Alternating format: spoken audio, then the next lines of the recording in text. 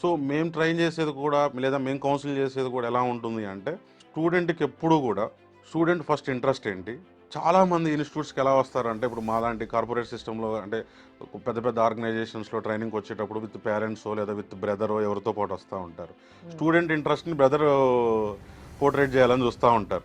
Students కంటే ఎక్కువ బ్రదర్సో లేదంటే వాళ్ళలో ఆల్రెడీ సెటిల్ అయిన వాళ్ళు సార్ ఇట్లా ఉంటే బాగుంటుంది, మా వాడు నేర్చుకోవాలి, నేర్చుకుంటాడు, వాడే నేర్చుకుంటాడు అని. సో అది కాదండి. నేను పేరెంట్స్కి ఎప్పుడూ చెప్తుంటాను, నాకు చాలా తక్కువ మందిని మా దగ్గర తీసుకొస్తూ ఉంటారు. ఎందుకు అంటే నేను చాలా క్లియర్గా ఉంటాను. పేరెంట్ పార్ట్ స్టూడెంట్ అంతా ఇంట్రెస్ట్ ఉండి స్టూడెంట్ 100% స్కిల్ సెట్ మ్యాచ్ అయిన తర్వాత ఫీజు కట్టడం వరకే. ఎందుకు అంటే రేపటి నుంచి నేర్చుకోవాల్సింది స్టూడెంట్. ఇక్కడ స్టూడెంట్కి నేను ప్రతిసారి చెప్పేది అదే. ఫస్ట్ వచ్చి నువ్వు అడగాల్సింది సార్ మీకు ఆర్గనైజేషన్లో హైయెస్ట్ శాలరీ ప్యాకేజ్ ఎంత సార్ అని అడుగుతారు. 100% ఫస్ట్ రాంగ్ క్వశ్చన్ అది. నీ ఫోకస్ ఎప్పుడు మీరు ముందు జనరేషన్ చూడండి, ఫస్ట్ వాళ్ళ ఫోకస్ లెర్నింగ్ మీద ఉంది.